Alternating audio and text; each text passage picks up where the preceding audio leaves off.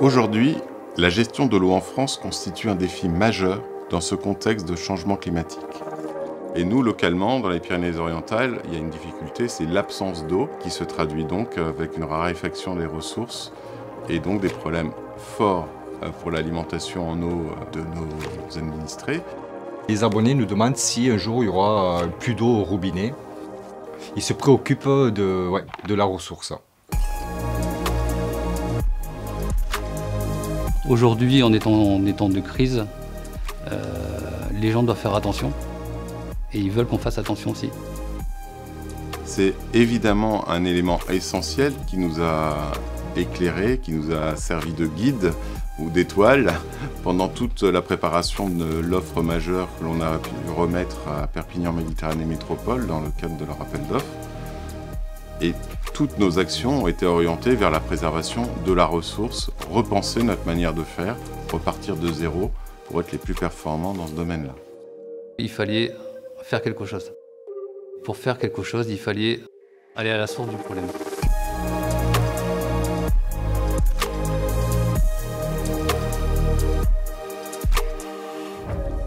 La source, c'est quoi? C'est des branchements fuyards, c'est des canalisations qui perdent de l'eau et qui ne se voient pas.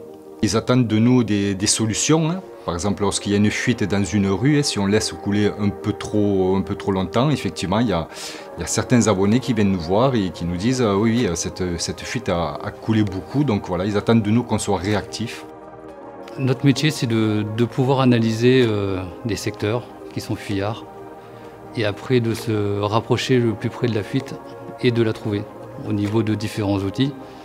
Mais à la fin, c'est quand même nous qui détectons, qui traçons les fuites au sol. La recherche de fuites est une priorité, car aujourd'hui, pour atteindre nos rendements de réseau de 89,2% à la fin du contrat, c'est qu'on est obligé de détecter au plus vite les fuites et ne pas laisser couler. La solution que l'on a amenée, c'est de trouver des solutions innovantes et durables. En fait, à tous les niveaux, on a essayé de se dire qu'est-ce qui est de plus innovant et de plus pertinent. L'un des points qui a été clé, c'est le comptage. Et là, on est arrivé sur la difficulté que l'on a aujourd'hui avec des compteurs mécaniques qui, traditionnellement et physiquement, perdent de la précision et perdent en qualité de comptage au cours du temps. Et un deuxième point extrêmement important, être capable de mieux détecter les fuites avant compteur, les fuites en amont du compteur. Et ces deux éléments-là nous ont orientés tout naturellement vers les compteurs développés par Camstrup.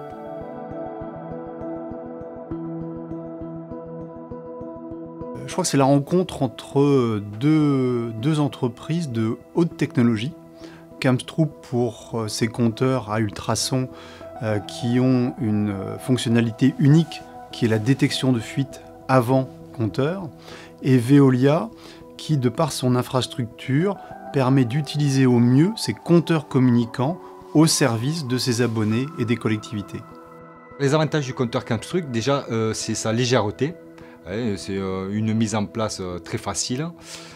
Sa solidité aussi. On appréhendait un petit peu des compteurs comme ça en composite et finalement, il s'avère que c'est très bonne qualité. Le premier bénéfice que l'on a, c'est d'avoir réussi à identifier 120 fuites là, ces derniers temps, concrètes, que l'on n'avait pas trouvées avant. Et sur ces 120 fuites, un certain nombre n'étaient même pas visibles à l'œil nu. Donc c'était un vrai atout. Aujourd'hui, Camstrup nous a donné au niveau technologie ce qu'on n'avait jamais eu. Donc c'est plus aujourd'hui un partenaire pour la recherche de fuites, pour le comptage et d'avoir un élément qui soit directement dans le réseau et de trouver des fuites au plus vite. J'ai hâte de voir l'avenir, de voir comment va se passer toute cette mise en place et d'en tirer les résultats.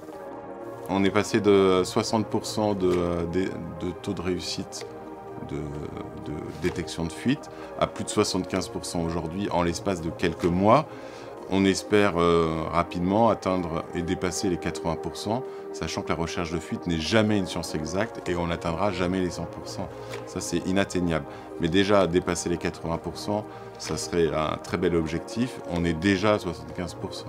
Aujourd'hui, Je suis très heureux, ça se passe bien, et pourvu que ça dure.